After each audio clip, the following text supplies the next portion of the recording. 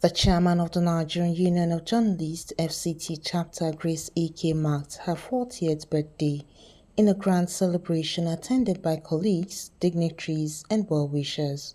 The event at NUJ Chapel in Jabi, Abuja brought together media professionals, government officials, and friends who gathered to honor the chairman's contributions to journalism and media development in Nigeria. In her remarks, Grace expressed gratitude for the support she has received over the years, emphasizing her commitment to upholding press freedom and journalistic excellence. The problem I have is the past administration not giving account. They are still, impersonating the council. They are still moving around as signatory of the NUJ FCT, which for me is criminal. It is not logical.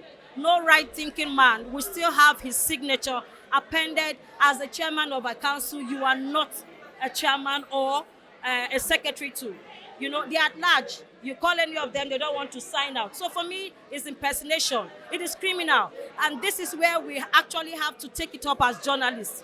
We need to do the right thing. If we are holding federal government, those in service accountable, we must also hold us ourselves accountable and give account. That goes a long way to say we are watchdog of society.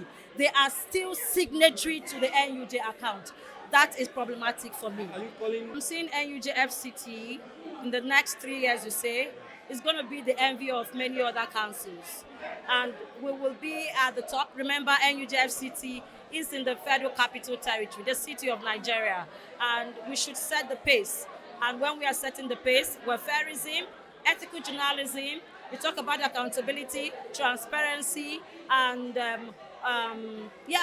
priority is welfareism is the hallmark of, for me, my leadership as the #1 journalist in NUJ FCT. So this is just the beginning. By God's grace, it's not by my power, it's by the grace of God.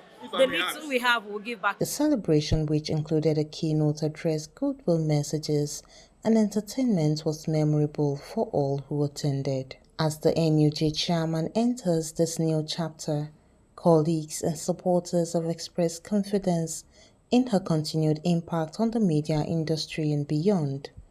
Journalists and other well-wishers praised her leadership, highlighting her efforts to promote journalist welfare and foster unity within the NUJ. 40 years of great achievements, I would say. 40 is an age that you get to that you're not afraid to say it as it is. And being the fact that she's the youngest chairman ever of the council, she's touched life. She has brought about change when it comes to journalism, in respect to welfareism. She's concerned about the welfare of every journalist. She's a go-getter. She's a mother. She's compassionate. She's hardworking. And she stops at nothing but to get everything done and everybody going. So I just want to wish her a happy birthday and welcome her to the 4th floor, and also to let her know that it's a new phase, it's the beginning of a new phase. So as she steers the affairs of the NUJ Council, God will be with her, God will grant her wisdom and continue to honor and uphold her in Jesus' name. Lady Grace led journalists to go and give to the orphanage during the end of year. Journalists went to celebrate with orphans and gave to them. Workplace compensation. When workers, as a worker, you are supposed to be enrolled under the NHIS, because the law says that when you have 5 staff in your employee, you enroll them in any other NHIS. What does that do? As your staff, if your staff is involved in any form of accident in the course of work, you inform NHIS, and NHIS take over responsibility of treating that person. If it results to disability, NHIS take responsibility of paying that person at least some stipends that will keep the person going. No journalist in Nigeria today enjoy that, because we have not been enrolled into it by our employers.